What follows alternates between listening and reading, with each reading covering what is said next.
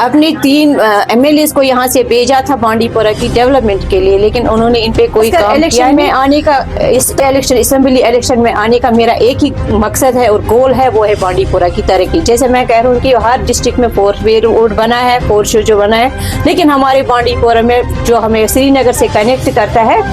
वो नहीं है। और जो हमारे यहाँ बच्चों के लिए वुमेन्स कॉलेज होना चाहिए था वो नहीं है, एग्रीकल्चर यूनिवर्सिटी नहीं है, GMC मेडिकल जो फारूक साहब है उसके के ऊपर भी एलिगेशन लगे हैं, जो हमारी गवर्नर इंतजामिया है। तो मैं कहती हूँ गवर्नर इंतजामिया से मेरी अपील रहेगी कि वो इस ACB और क्राइम ब्रांच का जो दायरा है वो वसी कर दे। हमने परसों ही सुना है सोशल मीडिया पे, हम कह रहे हैं कि बांडीपोरा में ऐसे CMO PMO ने कुछ धांधलियां की है, किसी के कहने पे की है। अमेजिंग टीवी में आप सभी का खुशामदीद। आपके साथ मैं हूं सुलेमान। मेरे साथ बांडीपोरा के वटपुरा इलाके से ताल्लुक रखने वाली एक मशहूर और मारूफ समाजी कारकुन या सोशल पॉलिटिकल एक्टिविस्ट कहिएगा, हमदा जान साहिबा है, इनसे बातचीत करना चाहेंगे। कई मुद्दे हैं जिनको लेकर बातचीत करेंगे। मैम, सबसे पहले आपका बहुत बहुत शुक्रिया वक्त देने के लिए। सवाल सीधा सा रहेगा कि बांडीपोरा की एक देरीना मांग रही है। आप सब जानते हैं कि आप भी बखूबी इस बात से वाकिफ है कि बांडीपोरा में तंग रोड है, जिसकी वजह से ट्रैफिक जाम मिलता था, और सबसे ज्यादा जो ट्रैफिक जाम होता था वो गुलशन चौक में होता था, तारीखी चौक में, जिसको लेकर कहीं ना कहीं इंतजामिया थोड़ी बहुत संजीदगी से इंतजामिया ने काम लिया, जिसके बाद एक मल्टी कार पार्किंग बनी है, अब वो तैयार हुई है, अब वहां पे गाड़ियां रखी जा रही है। किस तरीके से इस इक़दाम को आप देखती है? अस्सलाम वालेकुम वरहमतुल्लाहि वबरकातुहू। देखिए, मैं आपके माध्यम से पहले बांडीपोरा की आवाम को मुबारकबाद देना चाहती हूँ, खासकर मैं डिस्ट्रिक्ट एडमिनिस्ट्रेशन का भी मुबारकबाद करती हूँ। लेकिन जो मेरा मानना है, ये आज का प्लान नहीं है, ये बहुत पहले का प्लान है। जब DC ओवैस साहब यहाँ आए थे तो मैं भी वहाँ ऑलमोस्ट प्रेजेंट थी, मैं भी वहाँ इसी बारे में बात करने गई थी। तो हाँ, और जब वो आए थे तो जो आपने देखे होंगे जो यहाँ पाप छाना का जो ब्रिज है, जो कुलूसा का ब्रिज, जब उसपे फूल लगाए थे, ये उसी टाइम की बात है। तो मैंने एक मेमोरेंडम दिया था बांडीपोरा की डिस्ट्रिक्ट के लिए, जो चीजें हमें जरूरत थी तो उन पे मैंने मेमोरेंडम बना के दिया था DC साहब को। तब वहां ये बात भी उठी कि बांडीपोरा में जो पब्लिक की डिमांड है, जो हमारे बांडीपोरा में जो रोड है, जो मेन मार्केट है, बहुत छोटा है, तंग है, और लोगों को चलने में भी दुश्वारियां होती है कि फुटपाथ नहीं है, दुकानदारों का जो सामान आता है वो फुटपाथ पे रहता है, तो लोगों को चलने में परेशानी होती है। खासकर में जो बांडीपोरा में जो ट्रांसपोर्टर्स है, जिनको वहां पार्किंग की बहुत नीड थी, तो उस पे हमने बात की, DC साहब ने उस पे आश्वासन दिया, उन्होंने कहा ये काम हो जाएगा धीरे धीरे। लेकिन तब से अब बहुत टाइम हो गया है, ये बहुत पहले होना चाहिए था, लेकिन देर आए दुरुस्त साहब, आज हुआ तो ये अच्छी बात है, बांडीपोरा की पब्लिक के लिए खुशखबरी है, और डिस्ट्रिक्ट एडमिनिस्ट्रेशन का भी हम बड़ी तहे दिल से शुक्रिया करते हैं कि उन्होंने। लेकिन मेरा मानना है इसमें किसी MLA का कोई रोल नहीं रहा है, ये अगर ये क्रेडिट जाता है तो डिस्ट्रिक्ट एडमिनिस्ट्रेशन को जाता है, क्योंकि ये काफी नहीं है बांडीपोरा के लिए। बांडीपोरा में जो चीजें बहुत जरूरी है, हमने जो पार्किंग की बात की है, ये इमिटमेंट इस पे और करनी चाहिए, ताकि हमें होनी चाहिए, क्योंकि जो बांडीपोरा का जो बड़ा स्टेडियम है वहां पे भी और एक कार पार्किंग का होना जरूरी है, और साथ साथ में जो जदीद मस्जिद है हमारी बांडीपोरा के, वहां पे भी एक और कार। और साथ साथ में डिस्ट्रिक्ट एडमिशन से ये अपील करती हूँ, जो इनकी रेट्स है वो मुनासिब दाम रखा जाए, ताकि और पब्लिक को मुश्किलातों का सामना करें। ये बड़ी खुशखबरी है बांडीपोरा की पब्लिक के लिए। मैडम, पंचायती इंतखाबात आ रहे हैं, क्या कहना चाहेंगे आप इस हवाले से? देखिए, यह कानून का एक अच्छा कदम है, पंचायती इलेक्शन होने से, मैंने भी परसों सुना है कि इलेक्शन होने वाले हैं, तो अच्छी बात है, होने चाहिए। और जो अब मेरा मकसद है, मेरा तो इसमें कोई आने का कोई एम नहीं है, क्योंकि मेरा जो गोल है, जो मेरा एजेंडा है, वो इससे पूरा नहीं हो जाएगा, क्योंकि जो मेरी बांडीपोरा की जो मेन चीजें हैं, जिनकी यहाँ होने की बहुत जरूरत है, जो हमने अपनी 3 MLAs को यहाँ से भेजा था बांडीपोरा की डेवलपमेंट के लिए, लेकिन उन्होंने इन पे कोई काम किया नहीं, तब मुझे इस फील्ड में आना पड़ा। और खानदानी सियासत का मैं जो कहती हूँ कि जो सबसे बड़ी रुकावट रही हमारी बांडीपोरा को, खानदानी सियासत, जो तरक्की देने में हमें उन्होंने बांडीपोरा को पीछे रखा है, तो इस वजह से मुझे इस फील्ड में आना पड़ा, ताकि मैं बांडीपोरा से जो ये खानदानी सियासत है, इसका खात्मा, इसको जड़ से उखाड़। खासकर इलेक्शन में आने का, इस इलेक्शन असेंबली इलेक्शन में आने का मेरा एक ही मकसद है और गोल है, वो है बांडीपोरा की तरक्की। जैसे मैं कह रहा हूँ कि हर डिस्ट्रिक्ट में 4-वे रोड बना है, 4 शो जो बना है, लेकिन हमारे बांडीपोरा में जो हमें श्रीनगर से कनेक्ट करता है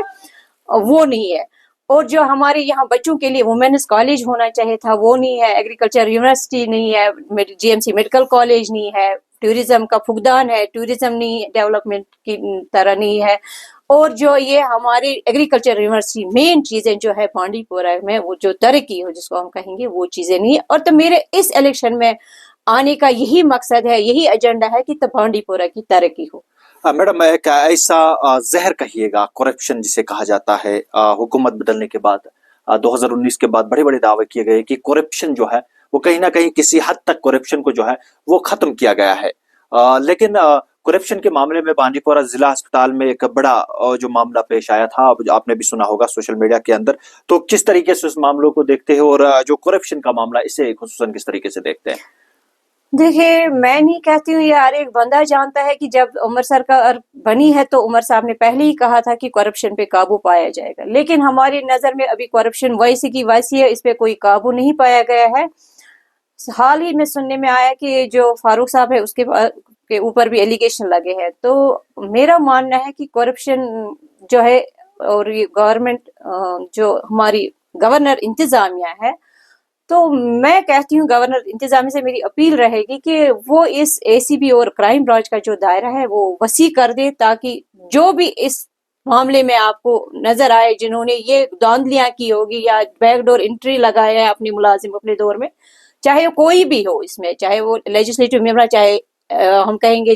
سابقہ چیف منسٹر جو پی ڈی پی کی حکومت, چاہے وہ سابقہ ہو یا پریزنٹ گورنمنٹ ہو, یا کوئی بھی لیجسلیٹو ممبر اس میں آپ کو انوالو لگے. تو جیسے ہم نے پرسوں ہی سنا ہے سوشل میڈیا پہ ہم کہہ رہے کہ بانڈی پورہ میں ایسے C M O P M O نے کچھ دھاندلیاں کی ہے کسی کے کہنے پہ کی ہے,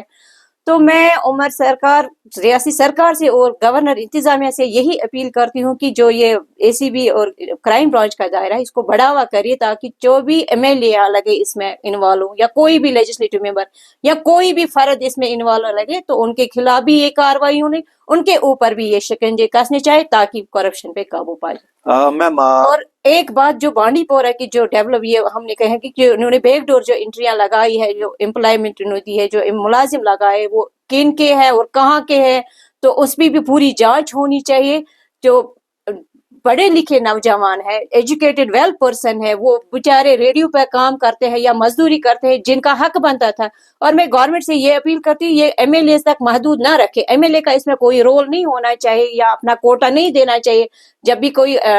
یہ ریکروٹمنٹ ہوتی ہے تو ایم ایل اے اپنا کوٹا لے کے جاتے ہیں, یہ میرے ہے ان کو لگا. تو میرا ماننا ہے, میں ریاستی سرکار سے اپیل کرتی ہوں, عمر صاحب سے یہ کہنا چاہتی ہوں کہ آپ اپنے دعووں پہ وعدوں پہ قابو کریے, قابو رکھیے, جو آپ نے بولا ہے ان پہ آپ کام کیجیے. چاہے بھی کوئی بھی اسمبلی ممبر جو ہے اس میں پایا جائے اس کے اوپر بھی یہ شکنجے کسنے چاہے, اور جب بھی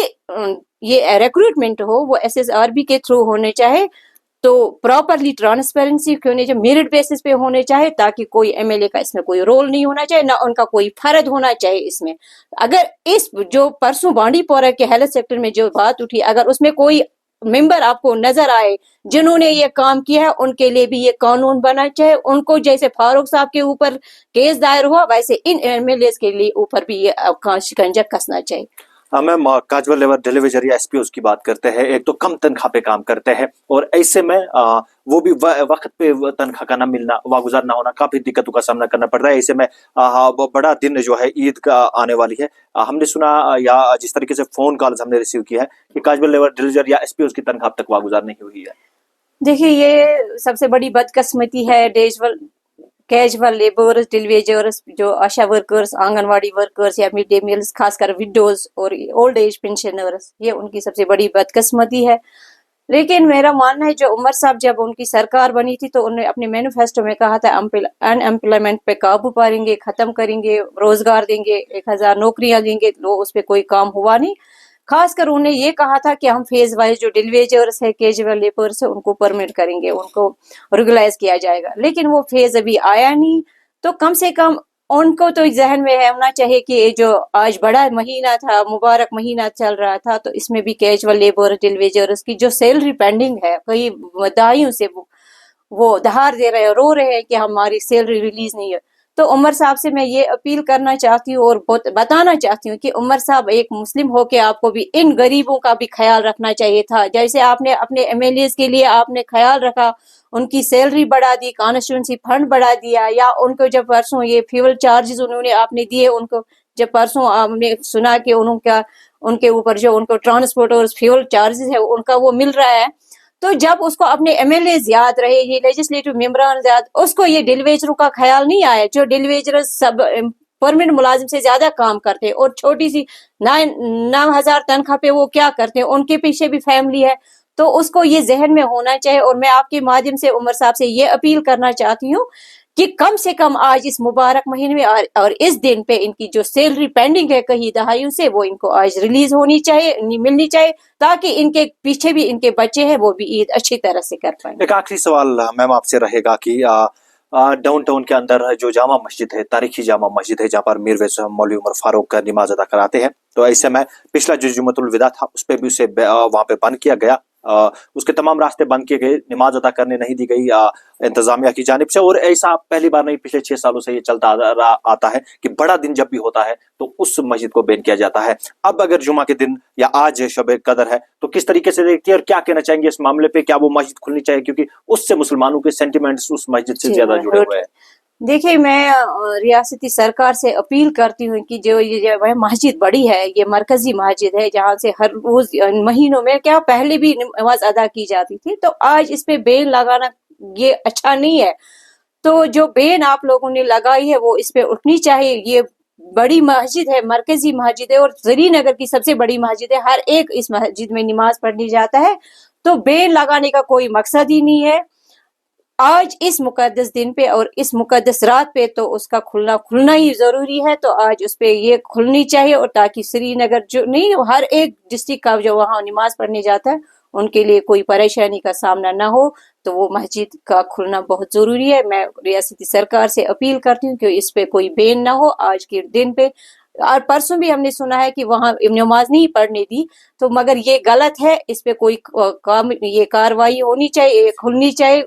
اس پہ کوئی بین نہ ہو. تو میں عمر صاحب سے یہ اپیل کرتی ہوں آپ کے مادھیم سے, وہ اس مسجد کو آج کھلا چھوڑے تاکہ لوگ عبادت کریں. یہ عبادت کی رات ہے, اس میں جتنی عبادت ہو اتنی بہتر و افضل ہے. تو اس مقدس دن پہ آنے والی عید ہے, تو اس پہ مسجد کا کھلنا بہت ضروری ہے, مسجد کھلی ہونی چاہیے. چلیے میڈم, آپ کا بہت بہت شکریہ. ہمارے ساتھ بانڈی پورہ کے وٹ پورہ علاقے سے تعلق رکھنے والی مشہور اور معروف سماجی کارکن حامدہ جان جی تھی, جن سے ہم نے کئی مدعوں کو لے کر بات کی. ہم مزید ایسے شمارے لے کر ہم آپ کی خدمت میں حاضر ہوں گے. اب بنے رہیے گا امیزنگ ٹی وی کے ساتھ.